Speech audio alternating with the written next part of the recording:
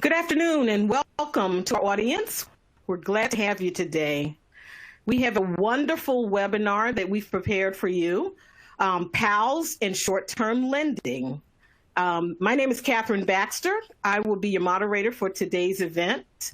And before I introduce our guest speaker today, let's go over a few administrative announcements.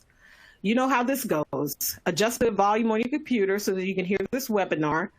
Please, if you'd like to resize these slides so you can make them larger, use the bottom right side of it and drag it to make the slide grow. From this website, you will need to allow pop-ups. And please ask questions throughout the webinar. There's an Ask a Question feature on the left corner of your console, your window. The reason we want you to ask questions during the webinar, because we don't want you to forget if you had a question about something midway the webinar. And of course, in approximately 3 weeks, this webinar will be closed captioned for on-demand viewing in our learning management system at ncua.usalearning.net. We have a special guest, like I said. We have the Honorable Rodney E. Hood. He's the chairman of the board for the National Credit Union Administration, so we're so pleased to have him today. And Mr. Hood is going to address us right now. Thank you, Mr. Hood. Great, and thank you, Catherine. Good afternoon, ladies and gentlemen, and welcome to the NCUA's PALS and Short-Term Lending webinar. Thank you all for joining us for what I think is going to be a very informative and enlightening session. First and foremost, I certainly hope that you and your families are all safe, healthy, and well as we're now entering our 9th month of the COVID-19 pandemic. The COVID-19 pandemic has revealed a concerning aspect of American life. Even in an age of relative plenty and prosperity, inequalities continue to plague our nation. The pandemic has had a disproportionate impact on communities of color. That stems in part from economic opportunity, an area where leaders in the credit union industry can have a powerful impact by making a commitment to a financial inclusion agenda. Here at the NCUA, we launched Access, advancing communities through credit, education, stability, and support. This is NCUA's new financial inclusion initiative, which builds on the agency's past successes to bring more Americans into the financial mainstream. Access will include expanded policies and programming in the areas of access to credit, consumer financial education, stability for credit unions serving underserved areas, and support for greater employment and procurement opportunities among diverse communities. Through Access, NCUA will support the people helping people ethos, which is integral to the credit union system. The Payday Alternative Loans program is just another way credit unions embody that ethos each and every day. Last year, the NCUA made it easier for credit unions to offer alternatives to payday loans. This will help those at the lower rungs of the ladder avoid pernicious payday lenders. It will also help them climb the ladder of economic success and shared prosperity. While data reveal that credit unions actually lose money on the PALS programs, they see PALS as a way to bring in underserved populations, provide financial education, and help these individuals establish good credit histories so they can then achieve greater financial outcomes. Ladies and gentlemen, in today's society, more than 40% of American households would find it difficult to come up with $400 in the event of a family emergency. For Black and African American households, 60% of those households could not come up with $400, and for those disabled communities, that percentage grows to 90% of individuals who could not come up with $400 for an emergency. Today's webinar will offer valuable information to credit unions interested in offering payday alternative loans or other forms of short-term lending. Based on the data points I've just given you, there is clearly and undeniably a need for small dollar loans in today's society. You will find that today's presentation reinforces the NCUA's commitment to expand the availability of safe and affordable credit to meet the needs of diverse and underserved communities as part of NCUA's Financial Inclusion Initiative, Access. Again, advancing communities through credit, education, stability, and support. So thank you for joining us, and I'll now turn the floor over to Catherine so we can now hear from our main speaker today. Thank you, ladies and gentlemen. Thank you, Mr. Hood, for those comments. I think our audience will appreciate your comments too, Mr. Hood, as we go further into the webinar, because we're going to touch on a few of those things that you mentioned. Before we actually get started in the webinar, we do have to read this disclaimer. And it says the materials presented in this webinar are intended as an informative and educational summary of general information related to payday alternative loans and short-term lending. The NCUA has taken reasonable measures to ensure the quality of the data and other information produced by the NCUA that is available in this presentation. The NCUA, however, makes no warranty, express or implied, nor assumes any legal liability or responsibility for the accuracy, correctness, or completeness of any information that is available through this presentation, nor represents that its use would not infringe on privately owned rights. The slides are intended for educational and discussion purposes and do not constitute legal advice nor replace independent professional judgment. Reference to any specific commercial product, process, or service by trade name, trademark, manufacturer, or otherwise does not constitute an endorsement, recommendation, or favoring by the U.S. government or the NCUA. So what are we going to talk about today in our webinar? Here's our agenda. Our primary speaker today, Al Brantley, is going to discuss short-term lending, define it, the legal framework around it, and he's going to talk about PALS 1 and PALS 2 comparisons. We'll talk about, so we'll have some compliance inquiries in part 1 of this. Then we'll go to interagency lending principles. We'll have some questions for compliance inquiries part 2. Then we'll talk about the CFPB payday rule. And finally, we'll sum everything up with a Q&A session that we think you'll enjoy. So as we get started, you know, we always like to find out who is in the audience today. So here's a question that we'd like you to answer for us. Use the radio buttons on your computer. What size, asset size range is your credit union? Are you 2 million or less? Are you 2 million to less than 10 million? 10 million to less than 50 million? 50 million to less than 100 million? 100 million to less than 500 million? Are you 500 million plus, or are you not a credit union? Okay, so we just want to know who's in our audience. 2 million or less, 2 million to 10 million, 10 million to less than 50, 50 to 100, 100 to 500, 500 million plus, not a credit union. Okay, let's see what we have here, who's in our audience. Okay, so for the most part, we have a good mix here, but mostly we have 10 million to less than 50 million. And the largest portion, it looks like, is in our 500 million plus, but we also have a good number in the 100 million to less than 500 million. Fantastic. And so I'd like to turn the webinar over to my host now, Al Brantley, and he will discuss short-term lending defined. Al? All right. Thank you, Catherine. Good afternoon, everyone. My name is Al Brantley. I serve as a program officer in NCUA's Office of Consumer Financial Protection. Credit unions have a long history of offering lower-cost, small-dollar alternatives to their members. Such loans may include small unsecured loans, credit builder loans with a savings component, and emergency loans. NCUA is aware that an increasing number of credit unions are interested in establishing short-term programs that are more advantageous to their members than programs available from traditional payday lenders and pawn shops. NCUA believes that a well-run loan program can be an opportunity for a credit union to improve the lives of its members by providing low-cost small loans. Any short-term lending program should be designed ultimately to try to help members end the reliance on payday loans and guide members toward the credit union's more mainstream, low-cost financial products and services, including financial counseling. A credit union's board of directors is responsible for articulating loan policy, underwriting standards, and the degree of risk the credit union is willing to take in its various loan programs. Although there is no one universally accepted definition of a payday loan, that term generally refers to a small dollar short-term loan a borrower promises to repay from their next paycheck or salary deposit.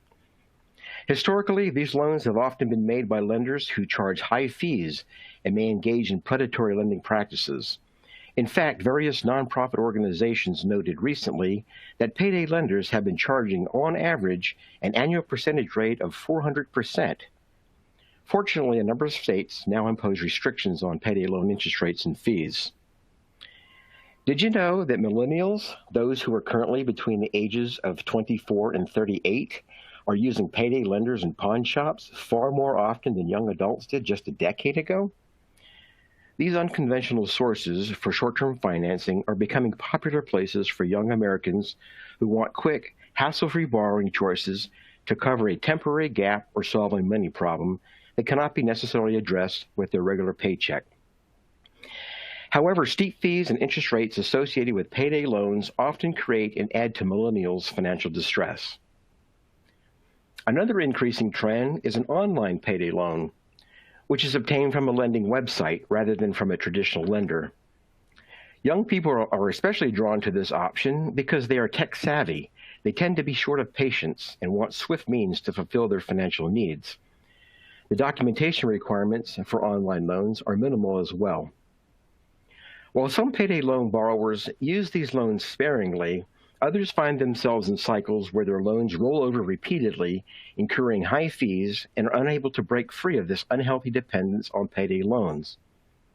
NCUA believes that this dependence often reflects or exacerbates other financial difficulties payday loan borrowers are experiencing. It is understandable, therefore, that for many the term payday loan carries a negative connotation. A payday alternative loan, or PAL, is a more affordable small dollar loan with a longer repayment term, though other restrictions do apply, and availability is generally limited to certain credit unions. The NCUA created PAL loans in 2010 through its official regulations. A small dollar loan is a short-term unsecured obligation with a small principal amount, and for federal credit unions, subject to the non-PAL provisions in NCUA's Consumer Loan Rule. In July of 2020, the Consumer Financial Protection Bureau, or CFPB, issued a final rule amending parts of its Payday Vehicle Title and Certain High-Cost Installment Loans Rule, commonly called the Payday Rule, which covers certain short-term and long-term loans. For instance, short-term loans that require repayment within 45 days of consummation or in advance, regardless of loan pricing. Longer-term loans that have certain types of balloon payment structures or require a payment structure a payment similarly that it's larger than others, regardless of the loan pricing. And longer-term loans that have leverage payment mechanisms, allowing the lender to initiate transfers from the borrower's account that are priced above 36% APR. As with any loan you make, a short-term loan must comply with applicable consumer financial protection laws and regulations. Federal credit unions also must comply with the Federal Credit Union Act and NCUA's lending regulation. This slide shows the various laws and regulations that may apply to your loan program. Keep in mind, it's not all-inclusive. Others may apply as well. Equal Credit Opportunity Act, implemented by Regulation B. Truth in Lending Act, implemented by Regulation Z. Electronic Fund Transfer Act, implemented by Regulation E. Truth in Savings Act, implemented by Part 707 of NCUA's Rules and Regulations. Federal Credit Union Act, NCUA Rules and Regulations, Section 701.21, CFPB Payday Rule. All insured credit unions must comply with fair lending standards and provide notices of action taken on loan applications.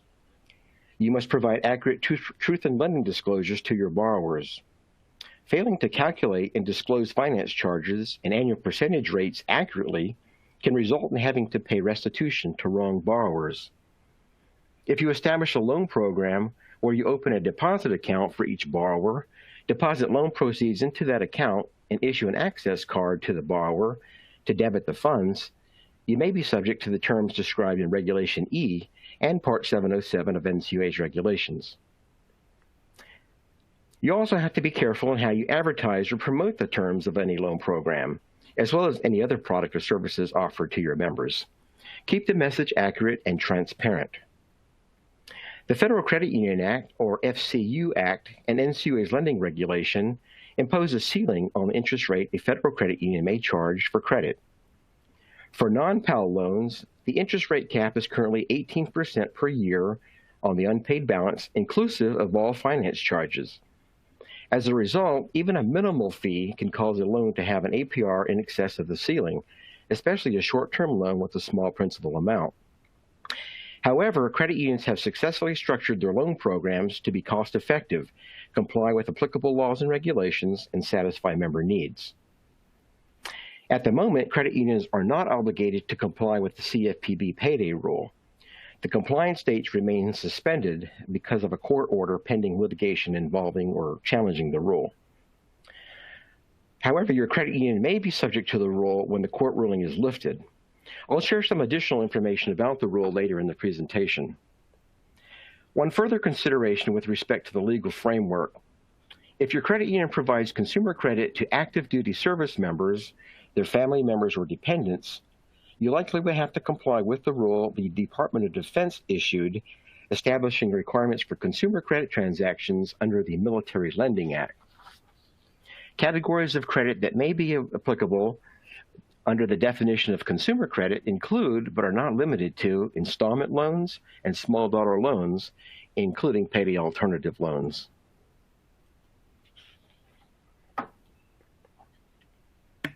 All righty. Thank you, Al. So now we will go to our second poll question. So here's what we want to ask our audience. Does your credit union offer PALS 1 or PALS 2 loans? If so, which products? So use the radio buttons on your computer and select either PALS 1, PALS 2, both products, neither product, not a credit union. So does your credit union, again, do you offer PALS 1 or PALS 2 loans? That's what we are asking here. And if so, which products? Do you offer PALS 1, PALS 2, both products, neither product, or are you not a credit union? So let's see what results we have from our audience. Okay, so Al, quite a few in our audience offer neither product, and we have some in the audience that are actually not credit unions. We do have about 13% that offer PALS 1 and about 2% that offer PALS 2, and then we have about 4% that offer both products. Interesting. All right, Al, we're going to turn it back over to you for PALS 1 and PALS 2 comparison. Thank you, Catherine. As many of you are aware, the NCUA board recently created a new small dollar loan product federal credit unions may offer to members as an alternative to high-cost payday loans. The new payday alternative loan, known as PALS 2, provides a second PALS product by which federal credit unions can give members in need a path forward to more mainstream credit products.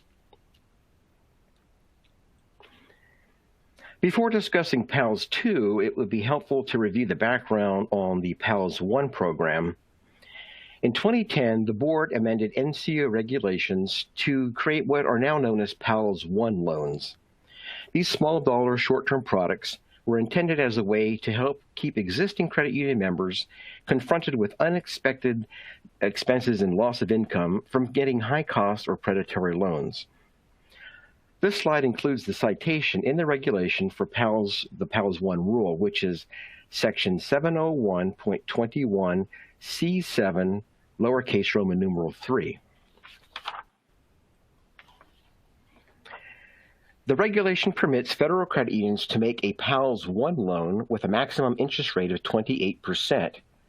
The loan must be for at least $200 and not more than $1,000. It is a closed-end loan that must be fully amortized over a maximum of 6 months. A credit union can extend no more than 3 PALS 1 loans to the same borrower in any rolling 6-month period. A credit union can make only a single PALS 1 loan at a time, and no loan can be rolled over. A PALS 1 borrower must have been a member of the credit union for a minimum of 30 days. The only fee allowed is an application fee that does not exceed $20. Finally, underwriting standards should account for a member's need for quickly available funds while adhering to principles of responsible lending. The board also included in the rule guidance and best practices for a PALS 1 program. First and foremost, the credit union should determine how its program will benefit a member's financial well-being. Features to consider include appropriate underwriting standards, such as requiring proof of income or employment. These could be pay stubs or other proof of recurring income. Another is reporting PALS loan payments to credit bureaus to help establish or reestablish credit. Credit unions might provide financial education, attach a savings component to the loan, or encourage or incentivize members to establish repayment by payroll deduction. A word of caution here, though. Please keep in mind that you cannot require payroll deduction as a condition of your member receiving a consumer loan. This would violate Regulation E. I'll provide some additional clarification on this point later in the presentation. Despite the reported success of PALS 1 programs, after a number of years, it became clear that the market penetration for PALS 1 had leveled off somewhat at a relatively low number.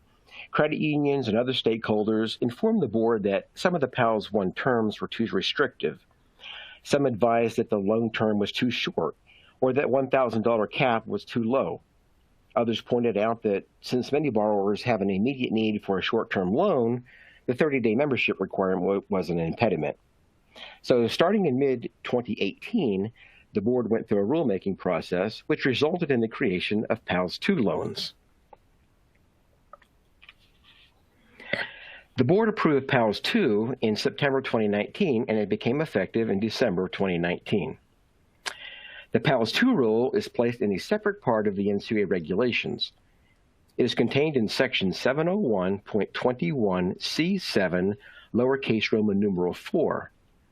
By doing that, PALS 1 loans retain their safe harbor exemption from the CFPB payday rule. The chart in this slide shows which PALS 2 terms are the same as those for PALS 1 and which are not. PALS 2 loans share most of the same terms and restrictions of PALS 1 loans, but the differences are significant. First, the PALS 2 loan amount cap is $2,000, and there's no minimum. The board felt that a higher cap reflects the reality that such things as emergency medical bills or car repairs, reasons that members might seek a PALS loan, can easily exceed $1,000. Borrowers could also use a PALS 2 to pay off an existing high-cost or predatory loan. The board also saw no reason to require a member with a smaller need to borrow more than necessary. Second, there is no minimum length of membership required to obtain a PALS 2. As previously mentioned, this is a recognition that a person with an immediate need cannot wait 30 days to be eligible, and it would be better to obtain a safer product from a credit union. Please note that the board made it clear that a credit union can impose its own minimum membership requirement and is not required to extend PALS 2 loans to everybody. Credit unions should consider risk and exercise soundness principles as it does with any credit product.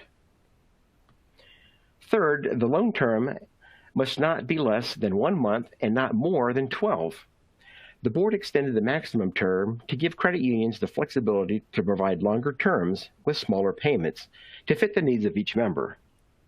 Fourth, the rule prevents the assessment of a fee or charge, including non-sufficient funds fees, on the borrower's account, pursuant to the Federal Credit Union's overdraft service in connection with the PALS 2 loan. However, this does not prohibit imposing a late fee. As with PALS 1 loans, rollovers are not allowed. Credit unions can make no more than 3 PALs of either type to a borrower during a rolling 6-month period. To be clear, this means a total of 3 PALS loans, not 3 PALS 1 and 3 PALS 2 loans. Also, a credit union can make only one PALS loan of either type at a time to a member. The other PALS 1 requirements and restrictions also apply to PALS 2 products.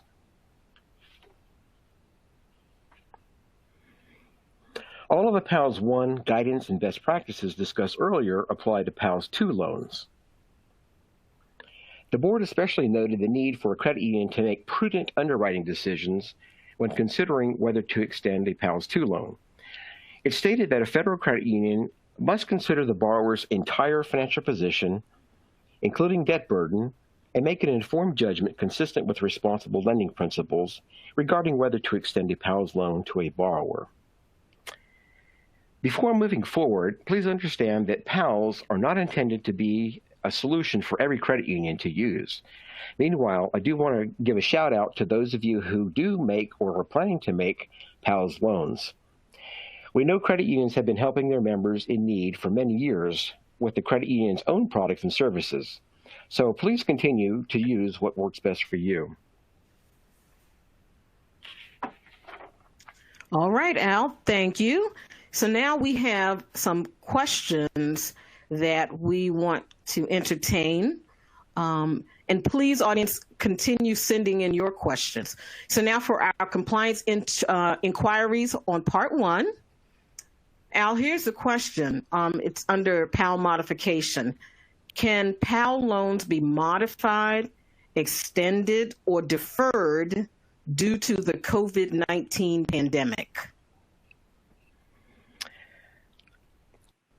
Yes, this is Al Brantley. The PALS rules permit a credit union to extend the repayment term so the total term of a loan does not exceed the maximum term allowed by the rule. So, for example, if a PALS 1 loan was made 2 months ago, the term can be extended so it is now due 4 months from the extension. The total term then would be 6 months, the maximum under the rule. For a PALS 2 loan, the total term with an extension can be 12 months. But keep in mind, though, no new funds can be extended and no new fees charged for an extension.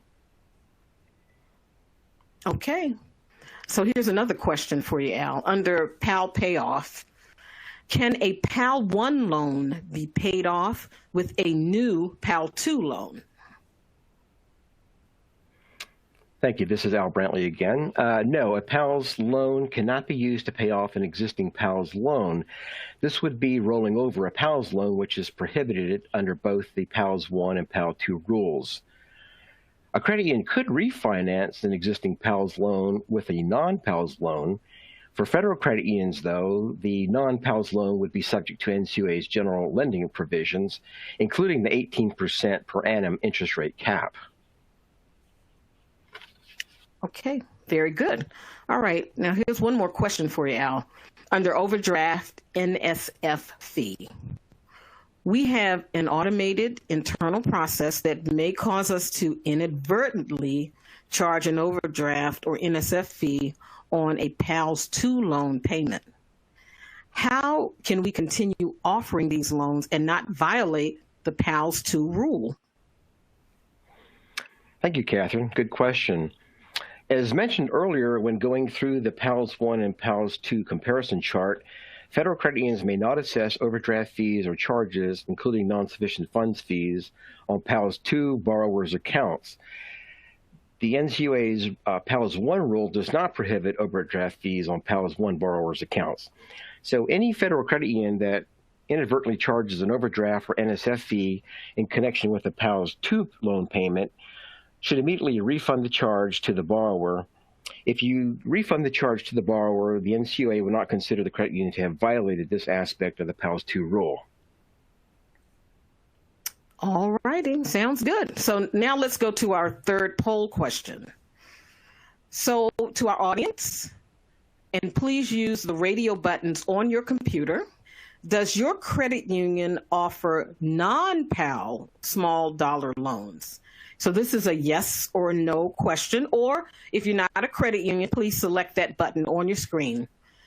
So does your credit union offer non-PAL small dollar loans? We're going to give you a few seconds to answer that. This is a yes or no, whether you offer non-PAL small dollar loans or not a credit union. Let's see what our answers are here. Yes, so about 53% of our respondents say yes, they offer non-PAL small dollar loans. And then we have about 19% that says no. All right, so Al, we're going to turn it back over to you to talk about interagency lending principles. All right. Thank you, Catherine. So those results, polling results, are really good. So those credit unions that are involved in other type products, this information will be very useful for you. Some takeaways that will be presented this afternoon. NCUA issued guidance earlier this year encouraging you to consider extending small dollar loans to members experiencing economic hardship related to the COVID-19 pandemic. Recent surveys suggest that millennials of all backgrounds may be the group hit hardest by the economic turmoil of the pandemic. Some are still recovering from the financial crisis that occurred from 2007 to 2009. Millennials are often fearful of making financial mistakes at this stage in life. While your members need to meet their routine expenses with a regular paycheck, there is always a level of anxiety if an emergency expense surfaces unexpectedly.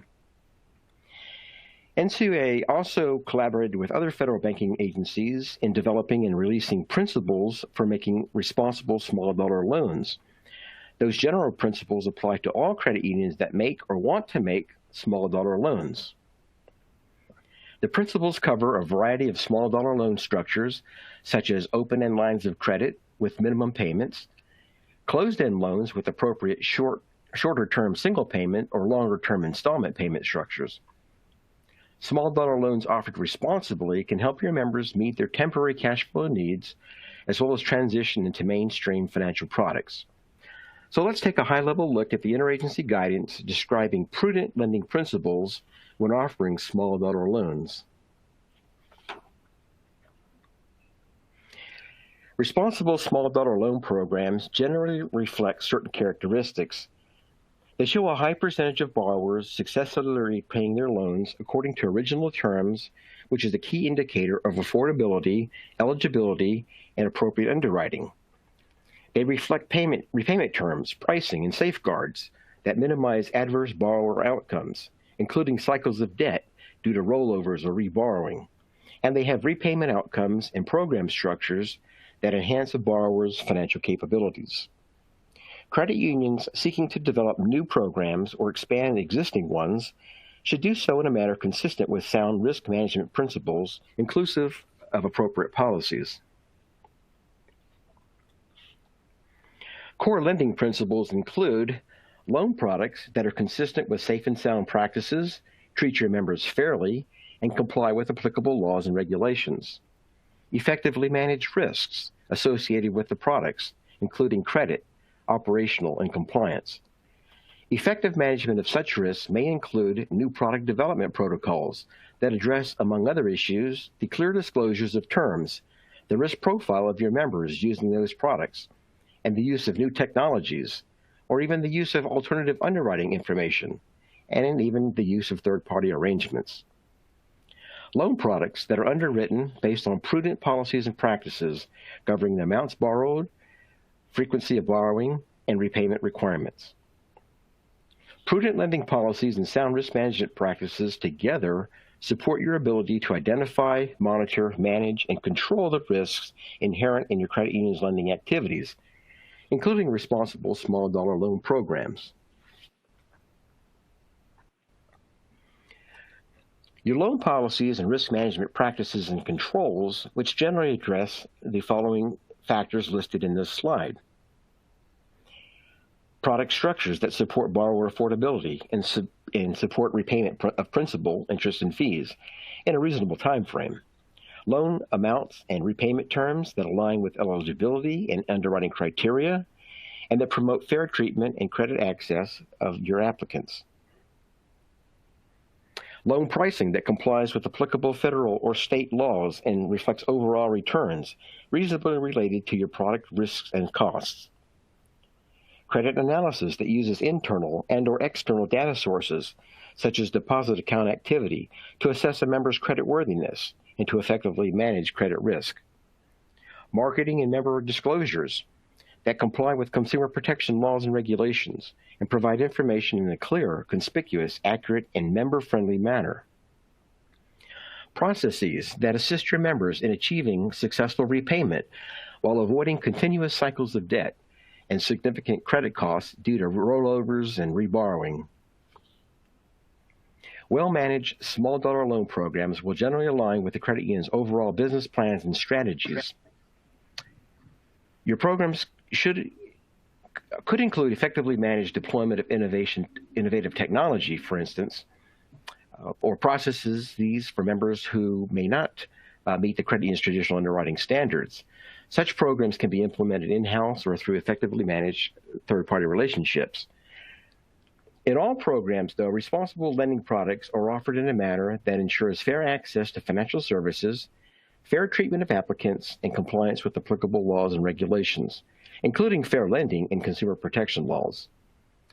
You may want to think of responsible small-dollar short-term lending as a means to enhance your credit union's reputation. See it as an opportunity to help low and moderate income households in particular. All right, thank you, Al. So now we're going to go into our part 2 of our compliance inquiries. So here are some very good questions that we've gotten from some credit unions. So Al, here's one for credit with savings feature. The credit union says, we offer a credit builder loan product that requires the borrower to keep 10% of the loan proceeds on deposit while the loan is outstanding. Is this contingency permissible under federal regulations? Thank you, Catherine, for that question. Regulation Z, which implements the Truth in Lending Act, expressly addresses this situation. Under Section 1026.18, lowercase r, the credit union must properly inform the borrower if a deposit must be maintained as a condition of receiving the loan. The disclosure must include a statement that the APR does not reflect the effect of the required deposit. Appendix H to Regulation Z provides a useful model clause that can be used in making that disclosure. Excellent. Okay. We'll probably have some more on these next time. So here's a question. Thank you for moving that for me. Here's the one on direct deposit. So the credit union said, could a credit union's PAL policy require that in order to be eligible for a PAL loan, the member must establish direct deposit and give blanket permission to take money from the account to make the loan payment? No. If such policy were implemented, the credit union would be violating the compulsory use clause in Regulation E. A credit union cannot condition an extension of credit to a member based on the member's repayment by an electronic fund transfer authorized in advance to recur at substantially regular intervals. However, some exceptions are provided in the regulation. A credit union may offer a program with a reduced annual percentage rate or another cost-related incentive in order to have an automated repayment feature, provided the program with the particular feature is not the only loan program offered by the credit union for that type of credit. So, for example, a credit union could offer a separate product calling for pre-authorized payments that are debited electronically to the member's account and also produce a lower total finance charge. All righty. Now, here's our last one for this section. This question comes under the heading of graduated loan products. Could a credit union require that a member only be eligible for a PAL 2 if they previously have taken a PAL 1 and paid it back in full? In other words, if the credit union does not want a member to go straight to a PAL 2, can it allow a member to graduate to a PAL 2 after successfully completing a PAL 1? Thank you, Catherine, for that question. In short, there is no restriction on a credit union having the condition that a member complete a PAL 1 before offering a PAL 2. NCUA's regulation, specifically as applies to PALs 2, is intended to provide a credit union with the flexibility necessary to make responsible loans with appropriate underwriting that benefit members. That includes the credit decisions such as the one proposed in the question. As long as your process complies with the applicable PALs rules and other consumer financial protection laws and regulations, including fair lending laws, there's no prohibition for offering or requiring a graduated loan product. But to be clear, both the PALs 1 and PALs 2 rules expressly state that the credit union can make only one PAL of either type at a time. Therefore, a member cannot have more than one PALs loan outstanding at any given time. All right. Interesting. Very good. So here's our final poll question, and it has to do with the CFPB payday rule. How familiar, audience, are you with the CFPB payday rule? Are you very familiar with it, slightly familiar, or not familiar at all?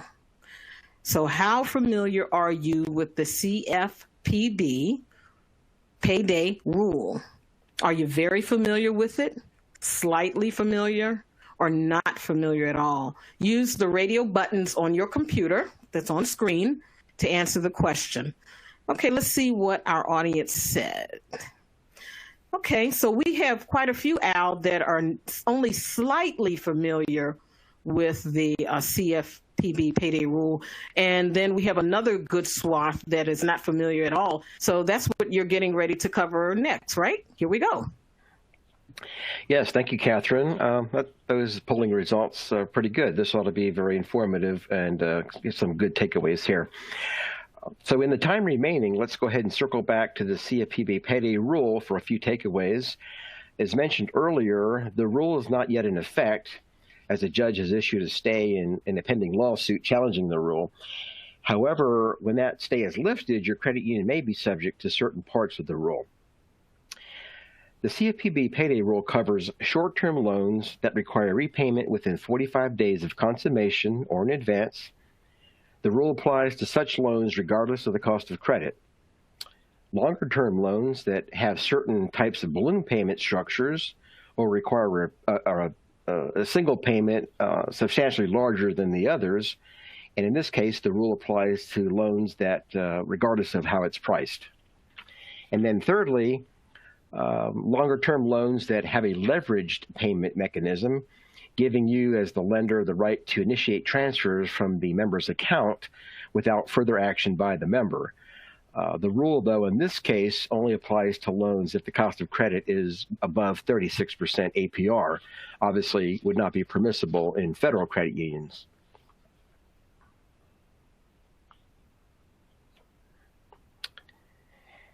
The rule, make sure we advance our slide here. The rule conditionally exempts from coverage three categories of otherwise covered loans. They are alternative loans. These are loans that generally conform to NCUA's requirements for PALS 1 loans, regardless of whether the lender is the federal credit union. PALS 1 loans. These loans are provided a safe harbor for federal credit unions as long as they conform to NCUA's regulations. As a result, PALS 1 loans are not subject to the CFPB payday rule. Accommodation loans. These are loans that are made by a lender that, together with its affiliates, does not originate more than 2,500 covered loans in a calendar year. Further, the lender and its affiliates did not derive more than 10% of the loan income from these covered loans in the previous year. The CFPB rule addresses a number of requirements affecting credit unions. You must calculate the finance charge the same way that it's determined under Regulation Z. You generally cannot attempt more than 2 withdrawals from a member's account. Certain conditions must be met if a second attempt fails due to insufficient funds. However, lenders that are depository institutions may be exempt from this provision if the account at issue is held by the institution. You must establish written policies and procedures designed to ensure compliance, and you must retain evidence of compliance for 36 months after the date on which a covered loan is no longer an outstanding loan. The CFPB payday rule also has an effect on NCUA PAL 2 loans and non-PAL loans. If you offer PAL 2 loans, you should be able to tailor the product so that the loan receives an exemption based on the terms of the loan or on the number of loans extended and total dollar amount of loans made per year.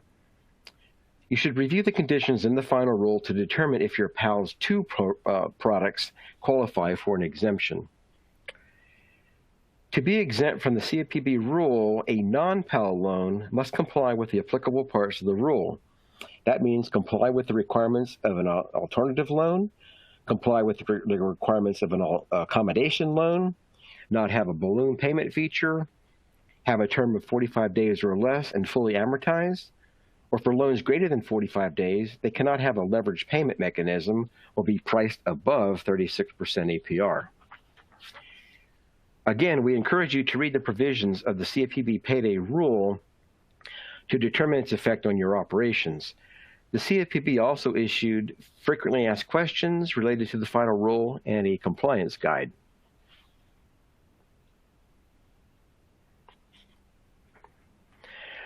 This slide shows a number of resources available to assist you and your credit union. This is my office contact information, so feel free to email us with any inquiries or questions at ocfpccpomail@ncua.gov. All right, Al. And then we have the contact information for the CURE office, the Office of Credit Union Resources and Expansion, who is also doing the webinar in conjunction with Al's office. So now we see that we have quite a few questions. And before we go to our Q&A, there is, we have a survey that we'd like everyone to do. You'll see a survey widget on your queue. So while we're going over the Q&A, would everyone please do the survey? It's very brief, but we'd like to get your opinion on this webinar and see where we can improve. And so now I'm going to turn the Q&A over to Patty Hunt from the CURE office, who's also helping us out. Patty? Thank you, Catherine. Al, I have some questions for you. These are from credit unions. The first one says, NCUA is reviewing small dollar lending programs during exams this year. What are some takeaways that could help us to be proactive or prepare for our next exam? Thank you, Patty. Excellent question and extremely timely. If your credit union makes PALS 1 or PALS 2 loans, be sure to address in your loan policies all of the prescribed criteria and limits for PALS or payday alternative loans, such as the membership requirement, if there's one, and concentration limit. As you may recall, NCUA's regulations impose a minimum 1-month membership requirement for a PALS 1 loan, while they impose no membership requirement for a PALS 2 loan. You must establish a limit on the aggregate amount of PALS 1 and PALS 2 loans that can be made. This limit cannot exceed 20% of the credit union's net worth. If you charge an application fee, it cannot be greater than $20. This is the maximum amount allowed for either a PAL 1 or PAL 2 product. If you're affiliated with a federal credit union and offer a non-PAL small dollar loan product, remember not to price your loan above 18%, inclusive of all finance charges. While PALS 1 and PALS 2 products can be priced up to 28% APR, non-PAL products cannot be priced above 18% in federal credit unions. If your credit union is state chartered, then you are obviously subject to your own respective state's usury laws and limits. A few more takeaways. If you furnish credit information about your members' accounts to a consumer reporting agency, be sure to have adequate policies and procedures in place as required by the Fair Credit Reporting Act. Also, be sure to provide your members with the required one-time notice if you provide negative information to a credit reporting agency. In sum, a suitable and robust compliance management system can help you to mitigate any potential deficiencies or violations. Focus on your compliance training and monitoring programs. Wow, that is a lot of very useful information. Thank you, Al. I have another question for you. This credit union is asking, can we still offset the balance in a member's savings account to pay that member's PAL loan if it becomes delinquent or uncollectible? Thank you, Patty, for that question. If a member defaults on a loan, including a PALS loan or other small dollar loan, the credit union may still recoup some or all of its losses via a statutory or floating lien right. For federal credit unions, this authority is contained in Section 107.11 of the FCU Act and in Section 701.39 of NCUA's regulations. State chartered credit unions usually have a corresponding power in the state's Credit Union Act or, in some cases, the banking laws that apply to credit unions. The right of offset notice is usually provided in a loan contract or account agreement, which is signed or acknowledged by the member. The lien can be enforced only when a default actually occurs, that is, when the member fails to satisfy an outstanding financial obligation due and payable to the credit union. I wanted to provide one more piece of information on that.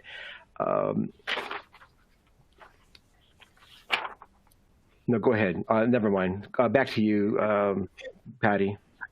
Okay, thank you. All right, now this one's a little bit on the long side, and it refers to one of the other slides that has already passed. Okay, here's the question. Could you expand on the answer given for the credit builder loan question on slide 29? You said it was okay, you said it was okay to require a member to keep 10% of the loan amount on deposit.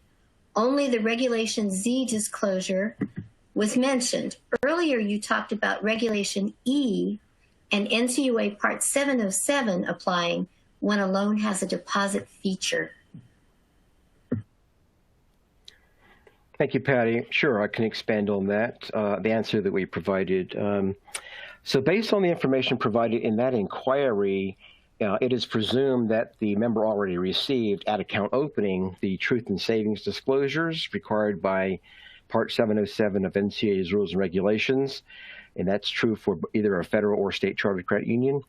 Further, it was unknown how the loan proceeds were made to the member, such as by check or electronic transfer. If you require your member to maintain a deposit as a condition of the specific loan transaction, Regulation Z requires you to inform the member that the annual percentage rate does not take into account the required deposit. Appendix H to Regulation Z provides a model clause, which is actually H7, that may be used in making that disclosure.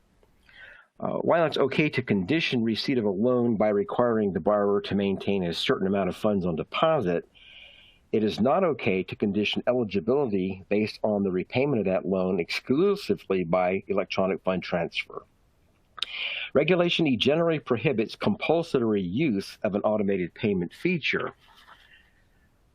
And as we talked about before, earlier, if the loan or credit builder loan product has a access card feature where the member can use a device as needed to debit or obtain available funds that are on deposit, then other provisions in Regulation E would likely apply to the credit union. So hopefully this helps. As you can see, it's critically important to be familiar with the legal framework and to know which laws may or may not apply in your particular given situation. Terrific. Thank you. Okay, one more here. The question is, what is meant by the use of alternative underwriting information? Excellent question. I'm glad that came up. So alternative data includes information not typically found in consumers' credit reports or customarily provided as part of the applications for credit.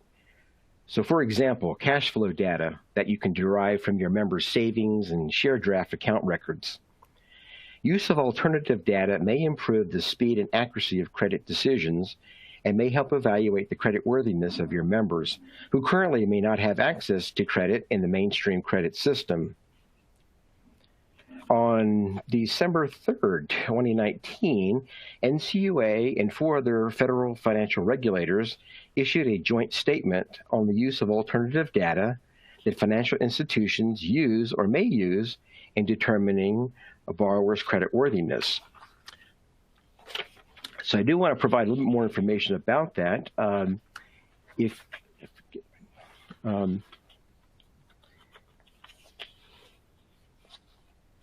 one moment here. I wanted to bring it where you can actually, since we don't have it in our resources slide, I wanted to give you an additional resource that you can find that particular information or helpful joint guidance. We issued a joint statement that focuses on the benefits of using alternative data. And that statement indicates that consumers, for the credit unions, such as expanding access to credit for consumers and enabling them to obtain additional products at more favorable pricing and terms. The statement also reminds credit unions and other financial institutions to be aware of relevant consumer financial protection laws, including, as appropriate, fair lending laws, before using alternative data. So for more information, please see the enclosure to NCUA Letter to Credit Unions 19CU04. That's Letter to Credit Unions 19CU04. That is terrific. Thank you for providing that information for them and that link. That's really good. All right, one more question for you. This is from a state-chartered credit union. They say, if we make small dollar loans according to the PALS 1 requirements, would we be exempt from the CFPB payday rule? Excellent question. Thank you, Patty. The CFPB payday rule conditionally exempts from coverage certain categories of otherwise covered loans. One of those categories is alternative loans. These are loans that generally conform to NCUA's requirements for a PALS 1 loan, regardless of whether the lender is a federal credit union. Therefore, all lenders may make alternative loans that are exempt from the CFPB payday rule, provided the loan is permissible under other applicable laws, including state laws. So we encourage you to check with your primary regulator or state supervisory authority for any restrictions unique to your jurisdiction. If you make other types of small dollar short-term loans, the CFPB rule may apply to those products. Thank you, Al, and thank you, Patty. We are fresh out of time. For the other questions, and we did get quite a few, we will make sure that we post the answers to the questions in our learning management service when we post this webinar in 3 weeks. So your questions will get answered. We'd like to thank Al Brantley with the Office of Consumer Financial Protection, Patty Hunt for assisting from the Office of Credit Union Resources and Expansion. And we also must thank Franz Ayento with the Office of the Chief Information Officer for always being there for us and helping us out. And we'd like to thank On24. And remember, in approximately 3 weeks, you will be able to access this webinar in our learning management service at ncua.usalearning.net. If you don't have an account established, it's free for credit unions. We'd like to thank everyone this afternoon. We also want to give a big thank you to our chairman, Mr. Hood, for addressing our audience earlier. Here's our contact pages for the Office of Consumer Financial Protection, and here's the contact page for CURE. Thank you all, and have a wonderful afternoon for the rest of your day and a great rest of the week.